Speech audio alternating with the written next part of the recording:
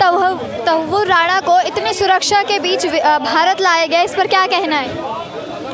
तहव्वुर राणा जो है ऑलरेडी भारत आकर कल जो है और रात को 2 बजे मध्य रात्रि में पटियाला कोर्ट में पेश किया गया और NIA को जो है समर्पित कर दिया गया है पूछताछ के लिए।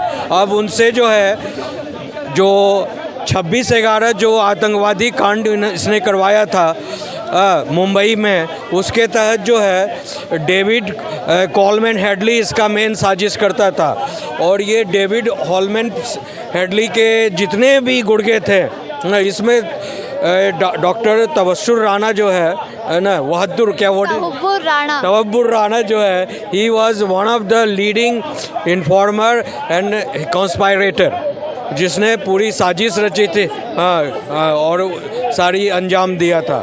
तो इसके खिलाफ जो है बड़ी कार्रवाई हो रही है। दर्जनों सवाल पूछे जा रहे हैं कि तो आपके ने जो ये आपको मैं बताऊं कि 8 से 21 मई तक 8 से 21 मई 2008 में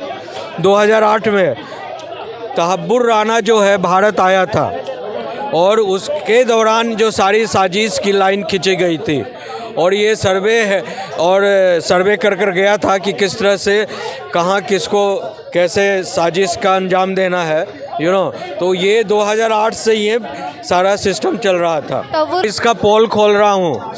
कांग्रेस सरकार जो है इसके ये नेफेरियस डिजाइन की ये सरकार है, समझे?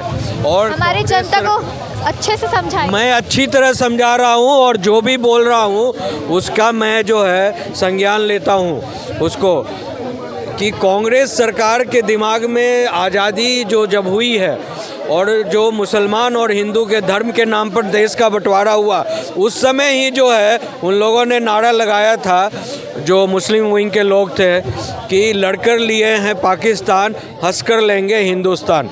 तो 2 तरह की साजिश चल रही है देश में। एक तो वक्फ बोर्ड के नाम पर 2013 में एक कानून बना दिया गया कांग्रेस के, बिकॉज उन्होंने देखा कि 2014 में मोदी सरकार आ रही है पूरे देश में, तो ऐसा कानून बना दो कि पूरे भारत में जो जहाँ पर मुसलमान जो है अपना वक्फ बोर्ड के नाम पर नोटिस चिपका दें, खेत खलियान, मंदिर, गुरुद्वारा, चर्च, पार्लियामेंट कहीं चिपका दे, वो उसको हो जाएगा। क्या कहीं ना कहीं देश के लोग ही देश को खा रहे हैं? देश के लोग देश को खा रहे हैं ऐसा नहीं कहा जाए।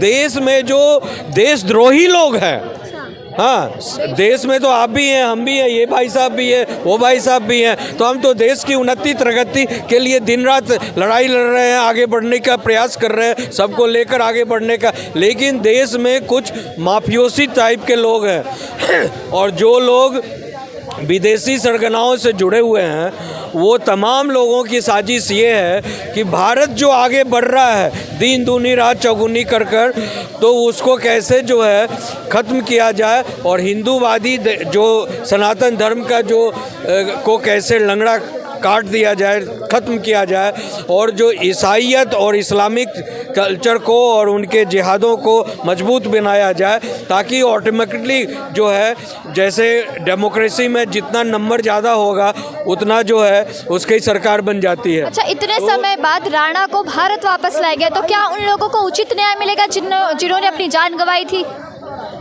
ऑब्वियसली उनको मिलेगा। तहव्वुर राणा को पूछा जाएगा कि तुम्हारे और हेडली के अलावा और कौन कौन लोग थे जो इन्वॉल्व थे। तो विपक्ष इस पे आरोप लगा रहे हैं कि मोदी सरकार राणा को लेके तो आ गए, लेकिन वो उनको जेल के अंदर बिरयानी खिलाएंगे। नहीं, बिरयानी क्या खिलाना है, इट्स ए प्रॉपर ट्रायल। अगर बिरयानी खिलाना रहता तो अपने मोदी अपने घर में गेस्ट हाउस में न ठहराते हैं, समझे? वो तो जैसे ही प्रत्यारोपण हुआ उसका, वो जाकर जो है पटियाला हाउस कोर्ट में रात को 2 बजे जो है उसको समर्पित किया गया, कोर्ट के सामने पेश किया गया। उसके बाद अभी वो जेल में है, हाँ, और जेल में जो है अब उसको बिरयानी खाए कि चॉकलेट खाए कि दही खाए कि रोटी खाए, अब ये वहाँ पर कैदियों को कुछ जो मान लीजिए इतनी लिबर्टी होती है भारत में कि अपने ढंग से भी वो खाना मंगवा सकते हैं, समझे ना। लेकिन उनको बिरयानी खिलाने का तात्पर्य ये नहीं है कि उनको खाना खिलाया जाए। बिरयानी खिलाने का ये तात्पर्य है कि जेल के अंदर उनको वो सारी सुख सुविधाएं दी जाएंगी, परंतु कोई न्याय नहीं किया जाएगा। विपक्ष ये कह रहा है। नहीं। जो ह्यूमन राइट्स के तहत जो चीज़ें आती है वो अवेल करेंगे ही, लेकिन उनको जो है कठोर से कठोर दंडात्मक सज़ा मिलेगी और बहुत जल्द मिलेगी। बिकॉज सारी जो है एविडेंसेस ऑलरेडी दिख रही है।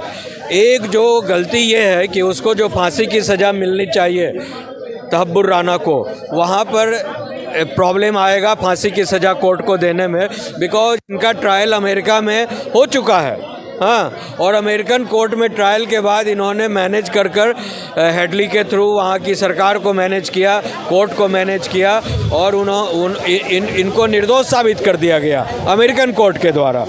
तो ये इसी दौड़ में थे कि हमको अमेरिका की कोर्ट ने तो निर्दोष साबित कर दिया, तब हमको भारत का ठेंगा कर लेगा, समझे। लेकिन ये मोदी सरकार है, ये मोदी सरकार ट्रंप से बात कर बोला नहीं, मेरे देश में क्राइम हुआ है और मेरे देश को आधार है, हमारे देश में केस इसके खिलाफ फाइल हुआ है, तो हम इसका ट्रायल हमारे देश में होगा, आपके देश में ट्रायल हम नहीं मानते हैं। क्या ये मोदी सरकार की ही छवि है बाकी सारे देशों में कि इतने सालों बाद वो राणा को वापस ला पाए भारत?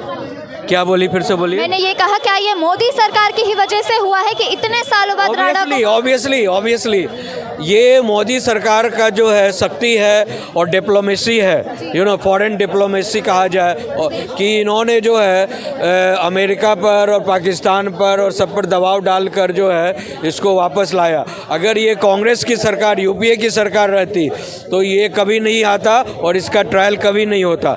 बिकॉज कांग्रेस खुद जो है इस तरह के गतिविधियों में, आप देखती होंगी जब कांग्रेस की सरकार देश में रही है, हर जगह ये कब कहाँ बम फूट जाएगा, सिनेमा हॉल में, थिएटर हॉल में, कभी सभागार में, कभी जुलूस में या रोड पर, कहीं कभी भी भीड़ स्थल पर, स्कूल में, कॉलेज में, कहीं कुछ हो जाता था, लेकिन अब नहीं हो रहा है।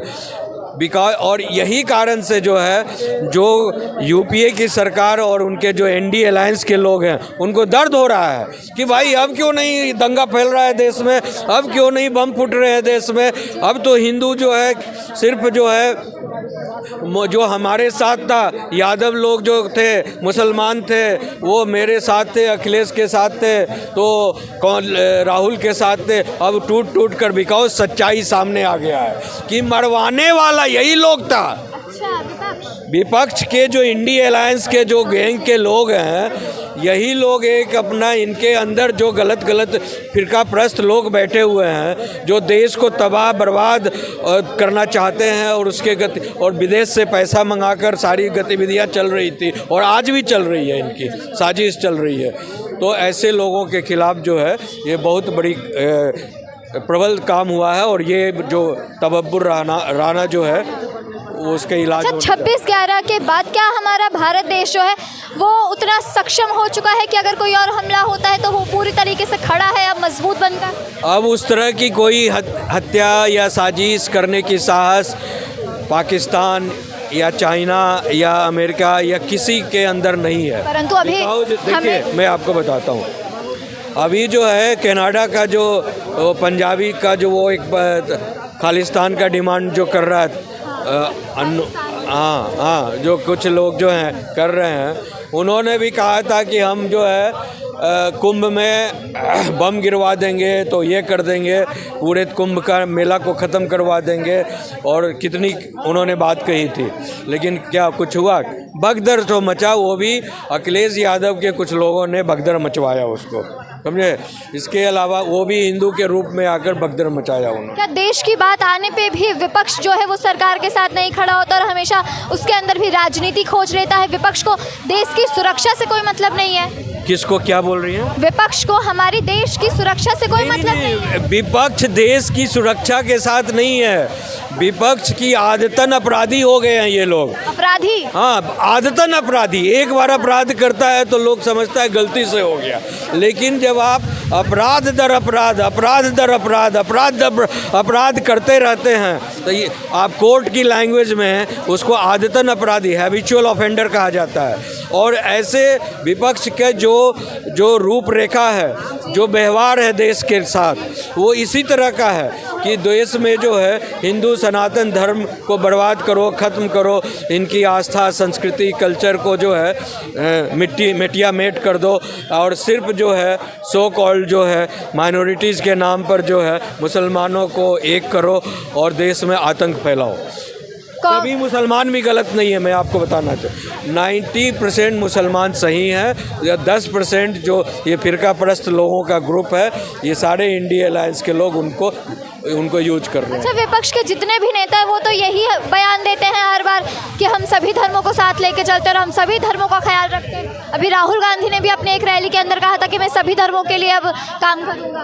धर्म ज़रूरी नहीं है। अरे भाई, धर्म की क्या ज़रूरत है? आप सभी सोसाइटी के लिए काम कीजिए ना, देश के लिए ना काम कीजिए। लेकिन फिर भी बात बार बार धर्म पे क्यों आती है? धर्म की बात इसलिए कर रहे हैं वो कि सारे लोग इनसे फिसल रहे हैं और ये ब्रांडेड हो गए हैं कि जिस तरह से 2013 में, एक तो 1995 में इन्होंने कानून लाया, हाँ, वक्फ की कानून लगाया कि जहाँ जो चीज़ रख दो, हाँ, बाय यूजर भी तुम्हारा हो जाएगा, सारा देश की संपत्ति मुसलमानों की हो जाएगी, समझे, वक्फ के थ्रू। और मैं आपको एक इंडिया टुडे का सर्वे बोल रहा हूँ, 2013 के पहले वक्फ की कुल प्रॉपर्टी पूरे देश में मात्र 23,000 एकड़ थी, मात्र 23,000 acres. And now in 2005 India today का रिपोर्ट मैंने पढ़ा, अभी 43 लाख, हजार नहीं, 43 लाख एकड़ ज़मीन पूरे भारत में आ गई। कहाँ से आई भाई? कहाँ से? क्या तुम पका दिया? कौन सा जादू मंत्र कर रहे हो? क्या अरब देश से, कजाकिस्तान से, पाकिस्तान से, या स्विट्ज़रलैंड से, अमेरिका से, वहाँ से तुम वक्फ के का वहाँ से भूमि काट कर ला रहे हो और इंडिया में वक्फ के नाम से जोड़ रहे हो? क्या वक्फ के नाम आ रहा है ये भूमि तुम्हारे नाम से? वक्फ के नाम पे घोटाला किया जा रहा है। 100 नहीं, 1000 पॉइंट सिर्फ घोटाला है और घोटाला ही है। तो सरकार ने अब जो वक्फ जिस मनसा से बना था, वक्फ का नाम होता है दान करना, और जो भी कोई भी चीज़, किसी अमीर आदमी को तो अमीर कोई दान नहीं करता है, कोई गरीब के लिए ही दान करता है कि नहीं करता है?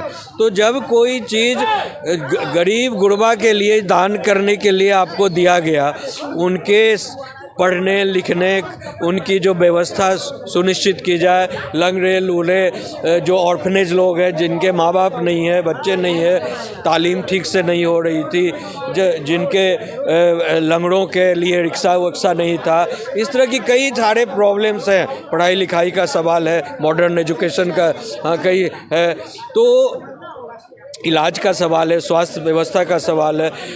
तो वक्फ का जो एक कॉन्सेप्ट आया कि जो मुसलमान में जो गरीब तबके के लोग हैं उनको जो है सहूलियत पहुंचाई जाएगी इस प्रॉपर्टी के थ्रू। लेकिन आज आज़ादी के 76 साल के बावजूद भी जो है, आप समझ लीजिए कि क्या, नमस्कार, आप समझ लीजिए क्या एक भी वक्फ के द्वारा कोई भी अनाथालय खोला गया हो, कोई भी विद्यालय बनाया गया हो, कोई भी औषधालय बनाया गया हो, कोई भी इस तरह की प्रॉपर्टी या इस तरह की संस्थान बनाई गई हो जहाँ पर सेवा होता हो, पब्लिक की सेवा होती हो, नहीं है। बिकॉज ये तमाम प्रॉपर्टी जो मुस्लिम में जो माफिया बैठे हुए हैं, बड़े खिलाड़ी बैठे हुए हैं, जो बड़े जो शिया सुन्नी में जो बड़े बड़े लोग हैं, अब ये जो चिल्ला रहे हैं वक्फ के नाम पर, जिन्होंने बिल फाड़ा, क्या नाम है, ओवैसी जो है 3000 एकड़ ज़मीन हैदराबाद के आसपास जो है, हैदराबाद में उन्होंने कब्जा किया हुआ है। हाँ, कब्जा किस नाम पर? 1 रुपया नाम पर, 100 रुपया नाम पर एकड़ ज़मीन लिए हुए हैं, 100 साल के लिए लीज लिए हुए हैं, और उस पर उन्होंने बड़ा बिजनेस सिस्टम बना रखा है। हाँ, तब उनका जो है प्रॉपर्टी जा रहा है। इस तरह से केवल ओवैसी ही नहीं, भारत में जितने भी अय्यास, रंगबाज, रंगबाज, हाँ, रंगबाजी है ना कि मैं ये चलो इधर, तुम मेरा, हाँ, तुम्हारा सारा ज़मीन मेरा हो गया, हाँ, तुम्हारा सारा जमीन मेरा हो गया, तुम भी मेरा हो गया, आज से तुम मेरे। अच्छा, सरकार ने जो संशोधन किया है, क्या उससे अब इसके अंदर बदलाव आने वाला है? क्या हुआ? सरकार ने वक्फ के अंदर जो 100% उसमें जो ये जो वक्फ के नाम पर जो सारी जमीन हड़प ली जाती थी, सेक्शन 40, हाँ, तो वो जो है, हाँ, ये सारे, हाँ, ये मालूम है। ये कहना चाह रहे हैं कि रेलवे और डिफेंस के बाद देश में तीसरा सबसे बड़ा है ये, तो ये तो सबों को मालूम है। तो सवाल ये है कि ये जो सेक्शन 40 जो था वक्फ का, उसको ख़त्म कर दिया गया है, इरोड कर दिया गया है, और अब जो कानून अमेंडमेंट बना है उसमें जितनी भी उनकी प्रॉपर्टी है जिसको वो क्लेम कर रहे हैं, जिसको कह रहे हैं, उसका बाकायदा जो है रिकॉर्ड दिखाना होगा, और जिसका रिकॉर्ड सही पाया जाएगा, हाँ, वो उनको हो जाएगा, जिनका सनातन बोर्ड बनाओ। क्या